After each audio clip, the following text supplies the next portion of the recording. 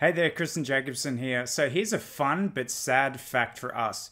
Most of the people that love our show are still not subscribed to our channel. Now, here is the deal that I'm going to make with you. If you can find it in your heart to click the subscribe button, I promise you that we're going to get better guests to provide more deeper insights and more practical steps in the online business M&A space. So that's the deal. If you can hit the subscribe button and also put on the notifications, we'd be really, really grateful for that. And we'll make a better show for you moving forward. Now, I hope you enjoy the rest of the episode. Well, hello listeners, and thank you again for tuning in to another episode of the Digital Dealmakers podcast.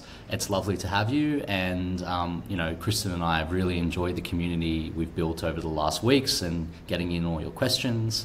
We certainly love answering them, and we really hope that you continue to get quality content and lessons learned from our insights and our guest insights.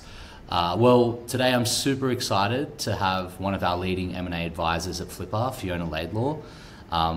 She's Australian originally, but she's lived in the US. She's currently living in Singapore and leading our advisory team out of Singapore. She's doing a fantastic job there. She's closed deals around the world, and she's actually exited herself. So I guess I'm the only one in the room that hasn't exited a business yet, which makes me feel a little insecure, but nonetheless, that's okay.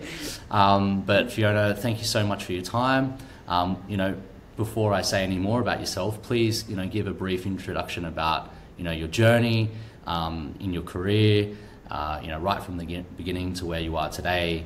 And yeah, definitely I'll have some follow-up questions. Kristen as well, I'm sure. Awesome. No, thank you guys for having me. Pleasure to be here. I'll give, just a little spiel. So like you said, I'm Aussie, so it's always great to talk to some fellow Aussies, none of us which are actually living in Australia, so I think that's pretty typical of Australians. But so I actually started my professional career as a business owner, so within the fitness world. When I was at college, everyone gets a job at a bar. That's not me. I'm a bit more health and wellness focused. So, established a fitness and health business, but decided to pack up and move to the US in 2016. So, I did exit that, and the deal was completely just revenue share on a set. We agreed on a set price, and then I got paid out as the acquirer got paid, and I literally sold to a friend. So my first introduction to M&A, not knowing a thing. So that was interesting. Yeah, that's really cool though.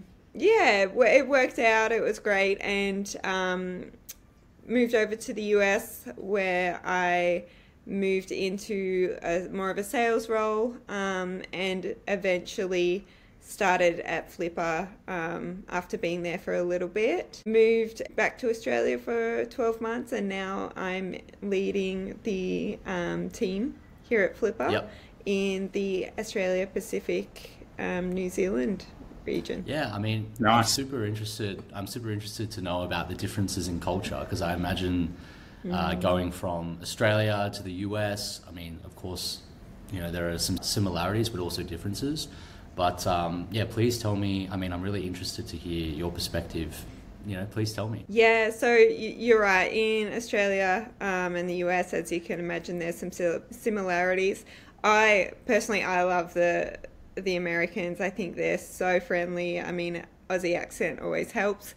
But everyone over there is super friendly. As far as business in Asia, it is very much built on a personal relationship, meeting someone over dinner, over coffee, and really building that personal relationship, versus in Australia and the US, when I was doing my business, we could jump on a Zoom call and you can wrap up a deal pretty quickly, just via Zoom calls or calls over the phone. But in Asia, the culture is really around meeting people and building that relationship, building that trust.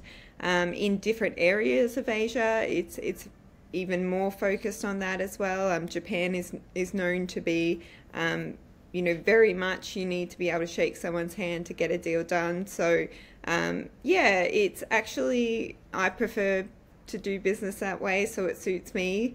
But it is interesting moving from different cultures. That's very interesting, and that sort of brings up the point of when someone's looking to sell their online business, right? Like when you've got a global buyer pool, and I think Flippa is like more than 50% of the actual transactions are done across country.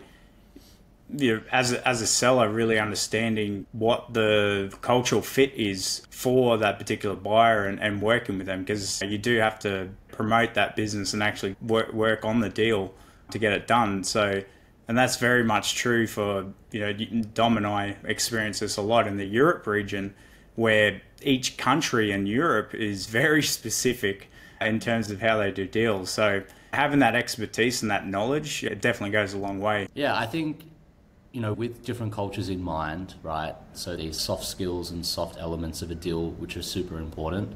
I think that then accentuates the need to make sure the hard elements of the deal are as smooth as possible. So, for example, quality financials, being organised, etc. Fiona, in your experience and in the deals that you've closed, can you please give our listeners an overview, who are thinking to maybe sell, whether it be now or in 1 year or 2 years?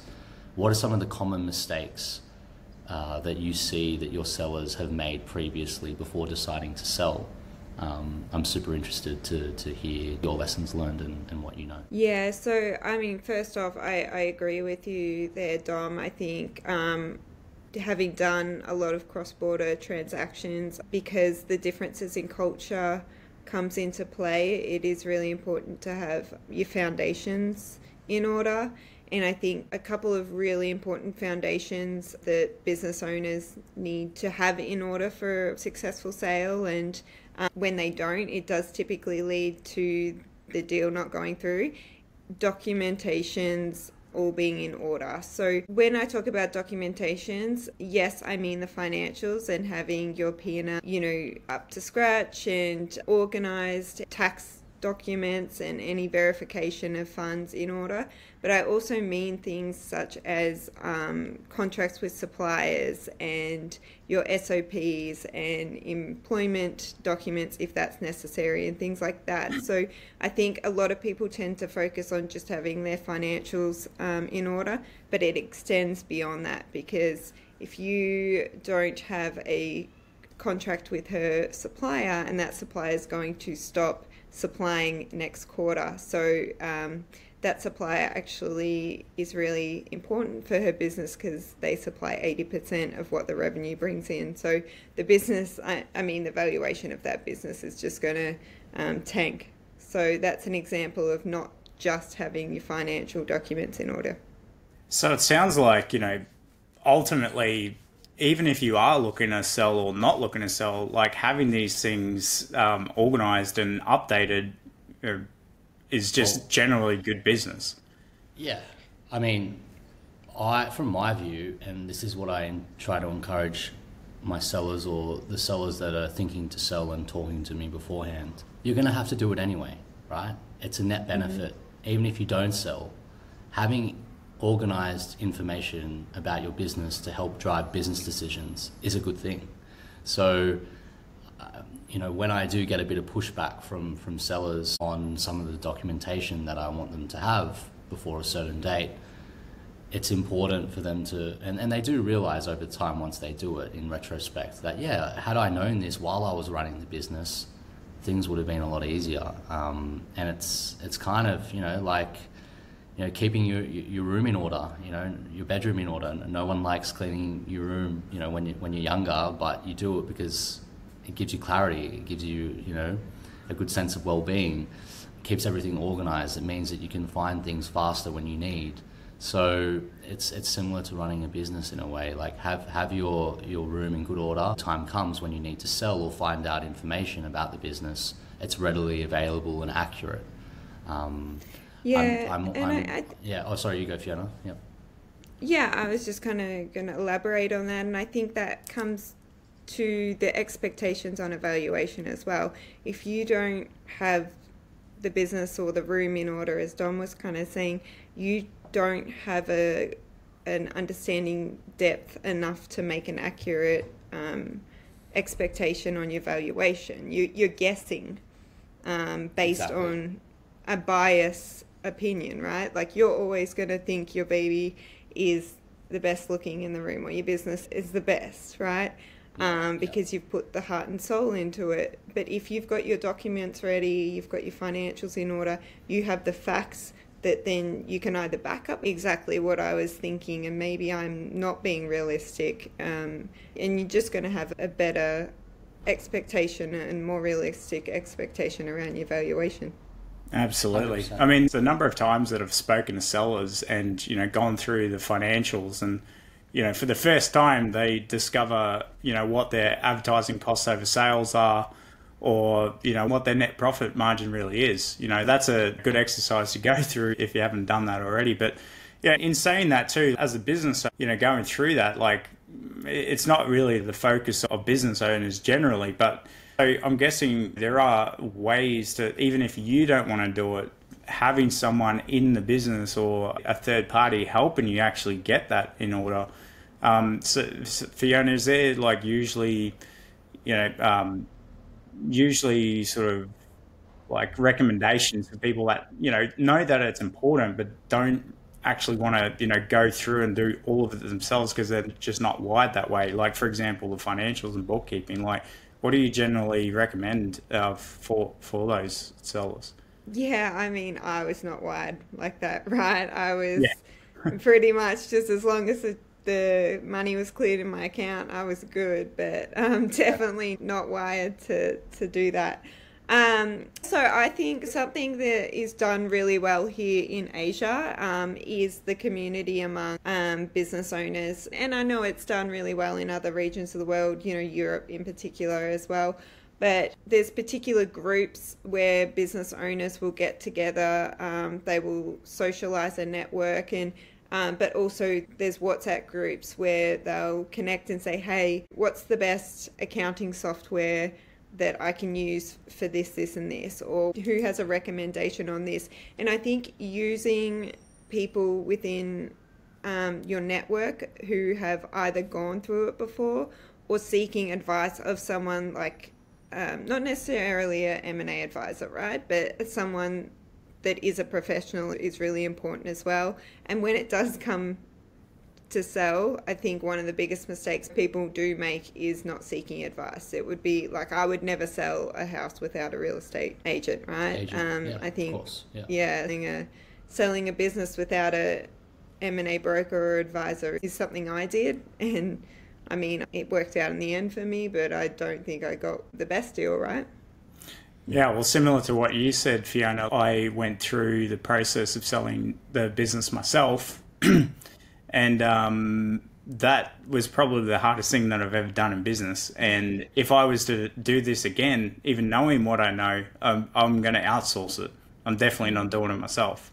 So, yeah, but in general, like, things like having one sort of business that comes to mind is Ecom Balance, right? They specialize in e-commerce and FBA type bookkeeping services, right? And so they know how to get those things set up, and you're going to be spending a lot of time and making a lot more mistakes than it's going to cost you to actually just get it done by someone like that who's a specialist. And then using M&A advisors' expertise to sort of assist with getting these things together. Yeah, for sure. I think reaching out to an M&A advisor to understand what it is that's needed for a sale, and then there's such a huge network of resources now. I think it's asking people that are in a similar position to you what worked for them and going from there. For our listeners, Fiona, I'm sure they'd love to hear about what your process is and how you typically handle a sale. What are the steps?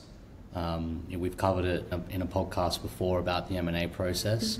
Now, obviously, generally there are the same steps, but every advisor has their own style. So I'm really curious to hear about your style. When someone approaches you and they're thinking about selling, what is the process from the beginning right through to the end? Love to hear that. Yeah, for sure. So, yeah, I'm sure you've kind of given the steps on, hey, this is 1 through X. The thing that I really focus on is identifying, or learning about the business, right? So if someone approaches me, I'm going to sit down with them for a significant amount of time and understand the business, because how can I sell something I don't know anything about? It's back to that real estate analogy. It's you can't sell a house without going through it and understanding what features stand out and what don't. So I tend to spend quite a bit of time understanding what the business is, who the customers are, what geographic location, all that sort of stuff, and really understand the ins and outs of the business. I do that for 2 reasons. One is, am I the right person to sell this? I focus on businesses that are online. I focus within a specific, range of valuation, so $1 million to $50 million. So that's what I'm best at, and that's the buyer pool that I have. So I'll always be honest with people on, hey, I can sell this or I can't. And then, understanding the business, what it does, and who the customers are and things like that. And that's important because once we do have the listing set up, I'm going to go hunt for buyers. So if I can understand who the customer base is, then we can look at a strategic buyer. So for example, I sold a business that the customers were large enterprises as well that are looking for talent to do their advertising and modeling and things like that. And the buyer that I was able to hunt down and find actually understood. He has the largest supplement brand in Hong Kong. He understood the need for this particular business, and so that was a strategic buy for him because he, it solved one of his problems. So by understanding the business in and out, you can then identify buyers, qualify those buyers, and introduce them to the business, the data room, make sure that they understand the business enough to then jump on a call with the seller, and I will then negotiate and close. Yeah, just to stop you at data room, in case people don't know. So what do you typically have in the data room that you'll share with buyers? Because some people might think, is it a literal room? Tell us about it. No, so data room is basically just a folder that I will set up with your financial information and verification, traffic and customer information verification. And when I talk about this sort of stuff, I've talked about customers, I've talked about suppliers, it's all IP that can be taken, so we anonymize all that. And demos, I love to put them in the data room as well. But it's basically the information that's going to help a qualified buyer make a decision, understand if the business. Okay, so P&L, customer information anonymized, demographics, website traffic, other key metrics, such if it's SaaS, it's probably churn rate, CAC, LTV. A funny story about data rooms, I joked about a physical room. So it's ridiculous, but I remember one of my old partners telling me, let's say 30, 40 years ago, literally it would be a physical room, before internet and cloud and everything. And he said you would have boxes with folders of information in there, and then you had a set amount of time that you could walk in, review the information, write it down, skim it, highlight. You couldn't even highlight. What am I talking about? How insane is that? Times have just changed crazy. I don't even think I could have the attention span, or I don't think I'd be fast enough, to be honest, to be in there for 2 or 3 hours and then find all the information that you need to. I'm sure, but you're used to it when you're growing up in that environment. But it's quite funny to hear how it used to be back in the day. I'm imagining those rooms where they, in the police like shows where they pull out the boxes of old cases. Law and Order SVU. Yeah.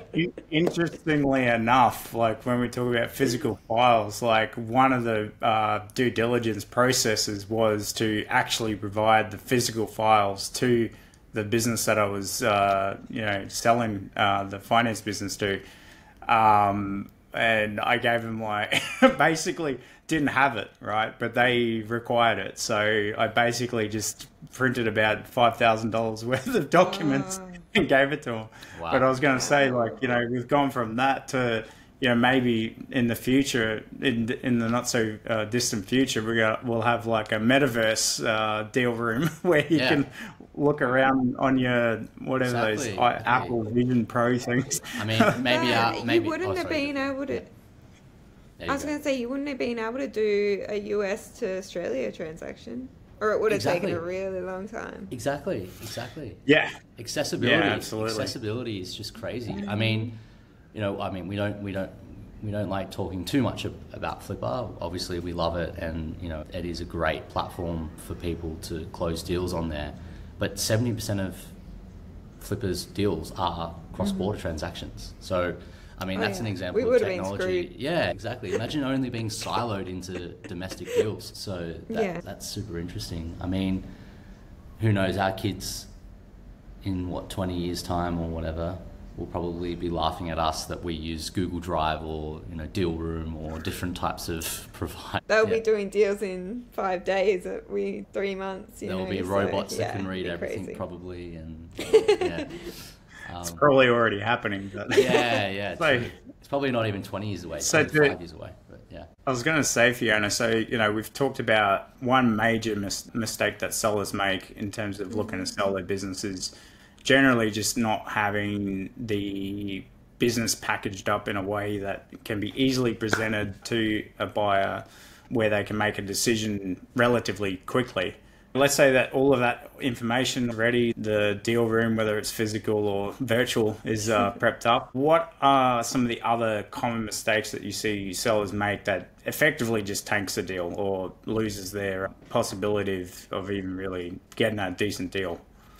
Yeah, I think another one that I think is super important, and it kind of goes hand in hand with the getting advisory and representation piece, is not knowing the different deal structures or not being flexible on them. So, I mean, the amount of people that I've spoken to that say, I want $3 million cash up front, closed within, 14 days. The market at the minute doesn't represent that. Like, maybe it did in 20 for your type of business, but it just, with the interest rate hikes, with loss of confidence among, the economy, with, all the geopolitical madness that's going on, the market will not bring a deal structure like that. Typically, just as I say that, I'm thinking of a verbal offer I got today, actually, for a cash offer. But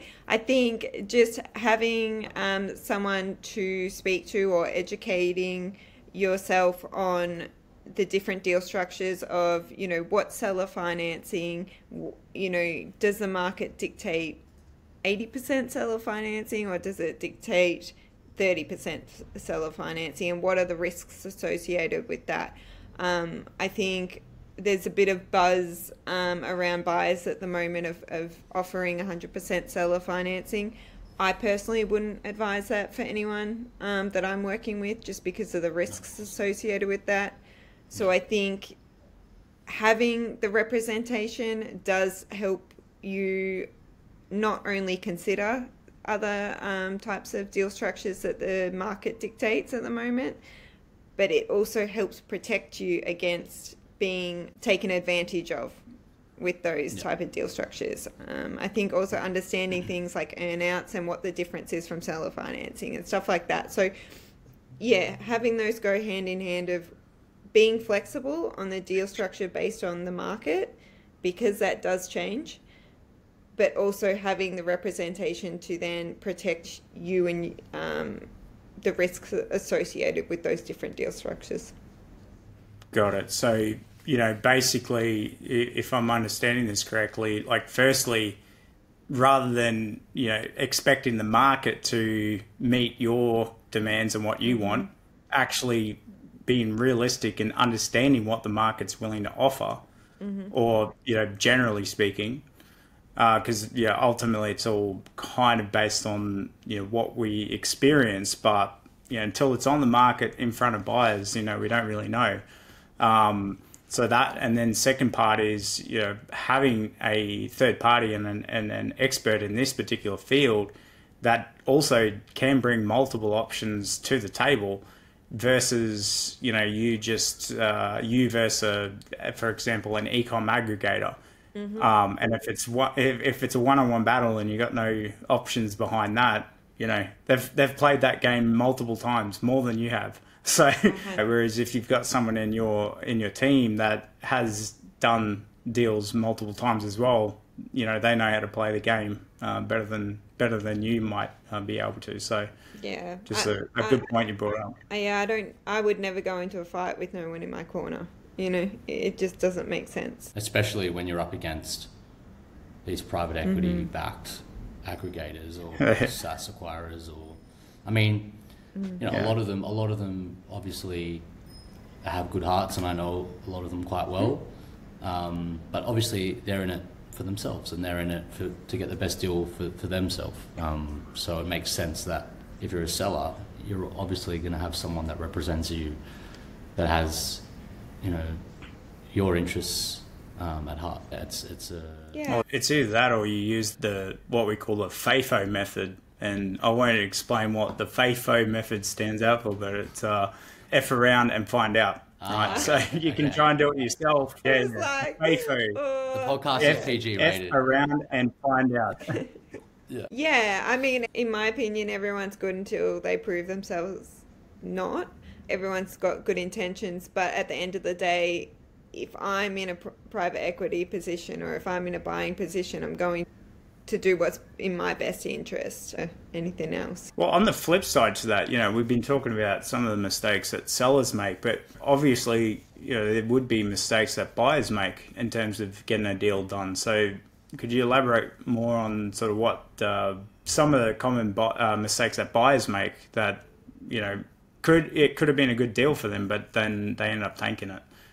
Yeah, I think the one I see most is time and lack of communication. So I'm sure Dom has maybe said this before, but time kills all deals, so if a buyer if they're taking too long on making an assessment or doing their due diligence and not communicating that with the seller, it's going to cause a lot of issues because I know, Kristen, you've been through this process before and Dom's worked with sellers. It's so emotional, it's so stressful that they're not being communicated, hey, we're still working through due diligence, or, I'm traveling this week, so I will be out of reach, but I'll connect with you next week. Just the buyers being able to have those touch points and communicate with the seller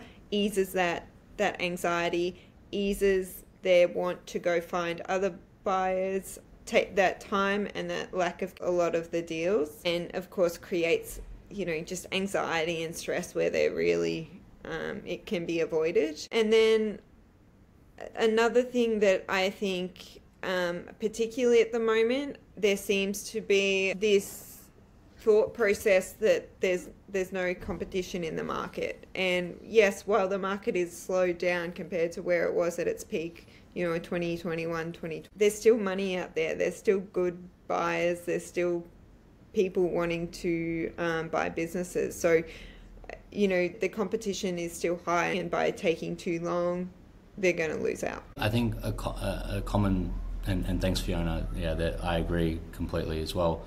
I think for me, a pet hate that I have with a lot of buyers is when they fail to understand the business and the product.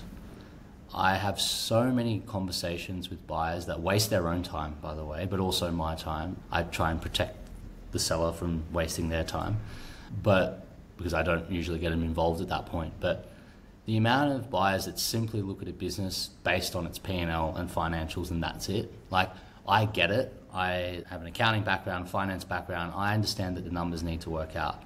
But you also need to know a bit about the business. And I think buyers can sometimes make the mistake of getting into a call, introduction call, and just going straight into the numbers. No foreplay, no understanding of what the business does, no stroking of the ego of the seller about the product. It can really turn off the seller. I've been in deals where the seller has just said, you know what, Dom, nah, gut feeling isn't right. Don't want to sell to this person, because they're just purely focused on the financials. And it makes sense, because there are countless times where you go through deals where the buyer is clearly interested because of it financially, but there also needs to be an element of alignment with the product itself and with the business itself and what it does. I think they're the most seamless and smooth transactions, where you've got a buyer that has a genuine passion and genuine interest outside of the financials. Obviously, the financials are a core component. And I think that that's really important to display from the beginning when you're having your first conversation with a buyer. So if I'm a buyer, that's what I'm doing. I'm trying to build a rapport with the seller already as a point of differentiation from, other buyers out there. The second thing is to make sure, after building rapport, is to show them your vision. Sellers are often, especially, small market M&A, sellers have built this business from nothing. It's their baby. They want to see it flourish after, usually. Exactly. They bootstrapped it. You don't have to share the details exactly point by point how you plan to scale the business, but definitely show what your intentions are, and definitely, make the seller understand and feel like what they've built is something great, but you're going to make it fantastic. It's really, I think, two of the key things that I often see buyers don't do, which I would do personally. Yeah, I mean, it's a marriage, right? And like the buyers and sellers are going to be working together throughout this process and throughout the transition and potentially afterwards, depending on the deal. So it's marrying together two sides of, one business, really. Yeah. Fiona, I've got a follow-up question on this. Like, how common is it for buyers to, really actually understand why the seller is looking to sell and being able to sort of match their offer and how they deal with the process to really get the outcome for the seller? Because it's not always going to be about like top dollar. It's as Dominic said, sometimes they just want to move on to another project. They've built this, they've got to a certain point, they've hit a ceiling as to the growth of it, and so they want to sell the business to someone where they can see that success continue even further as more of a pride thing. So, because I've gone to and I've talked to a lot of sort of VC and like aggregator type acquirers, and I think maybe one time that sort of has been brought up, but otherwise it's very quantitative in that sense. So, I'd like to get your perspective on how you see that. Yeah, so I've been super fortunate with my buyers, and I do believe it's because I've spent time on that front end learning more about the business, learning the story. Like, the first question I ask a seller is, what's the story behind this business? Because there is a story with every business. There's a reason why they chose that particular business. Maybe once I've heard, hey, it's because I can make a lot of money. Like, it's never really that. So every time I talk to a buyer and when I'm qualifying it, I'll tell them that story and why the person is selling, because if they can understand the motivation for a seller to sell, and you're right, it's honestly, I would probably say 80% of the time not the price point. It's about, hey, I've got a kid and I want to spend time with that kid, not 16-hour days on this SaaS business, or I've got a sick parent and I have to take care of them and stuff like that. So it is, in one case, it might be the most important thing is getting their money within a certain amount of time so they can then go and invest it in something else. In other times, it's, hey, I just need the quickness of getting out of this business so I can attend to the next thing. So I think understanding that motivation helps with the creative deal structure we were talking about before, because as a buyer, maybe your deal structure doesn't have to, it's not all cash up. But if we understand the motivation of the seller, we can get creative with that deal structure to make sure that both sides win, with the most important part of the deal structure for that seller, being the motivating driver of getting the deal done. Yeah, absolutely. I mean, it changes the potential of whether or not it's even going to be possible, right? Mm-hmm. So, for example, like if someone doesn't want to continue on with the business and they're literally wanting to just free up time and have a clean break, that changes the potential deal structure to maybe a performance-based earnout where they'll need to continue consulting and working with the buyer. That's just not going to match, right? So, yeah, it's interesting you bring that up. Yeah, so that's some really good insights there, Fiona. Thank you for that. Now, I guess as we wrap up, I'm really curious. The last question from my side, and I have my own view, but I'm curious about your view, of course. When do you think it's appropriate for a seller to start thinking about exiting or even having a... Yeah, so, exiting may be a scary kind of concept for someone, or something that they think, hey, I don't want to even think about that. But in my experience, life changes really quickly. So I've met sellers that have had to, they've been forced to exit and they're not quite as prepared as what they could be. And I've met some that have been thinking about exits right from the time they founded the business. I believe if you're looking for the best valuation and the best transition, you need to start thinking about the exit as soon as possible and start talking to people, whether that's, additional resources to grow the business to get to the number you want, or advisors on, hey, what does the process actually look like, or where's the market at the minute, and when's the best time to exit. Having those conversations early is just going to prepare you to make the best decision on the timing of the exit and how to exit to get the best valuation. The worst thing that can happen is that you are forced to exit a business and you are not ready with all the documentation and things I mentioned earlier, or you don't know the market or anything like that, and you don't have the information and you're forced to exit. That's a worst case scenario. So you'll end up getting the best valuation. Yeah, that's awesome.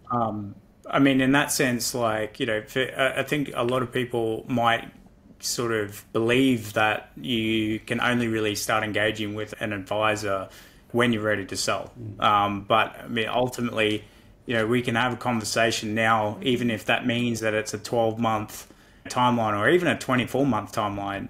We've got the resources and the capacity to be able to have those conversations. Now, obviously we're not going to work with you every week for 12 months, but, we can provide you with some value to start with, and then, have someone in your corner when the time does come. So, don't hesitate to reach out to any of us on this podcast if you are thinking about potentially selling, or it could be on the horizon at some point in the future. Yeah. And so with that wrapping up, where can people, where's the best place to connect with you, Fiona? Yeah, LinkedIn. I'm very active on LinkedIn, WhatsApp, email. They're my best channels for sure. So thank you so much, Fiona, for jumping on and dropping some gems in this podcast episode. So, really appreciate you jumping on. And, for those who are looking to potentially sell and, want to start looking at, how the process works, or get a valuation estimate, or, what the possible options could look like, feel free to reach out to Fiona. And really appreciate you jumping on and listening to the episode. And we'll look forward to connecting again really soon. Thank you both. Thanks, Fiona.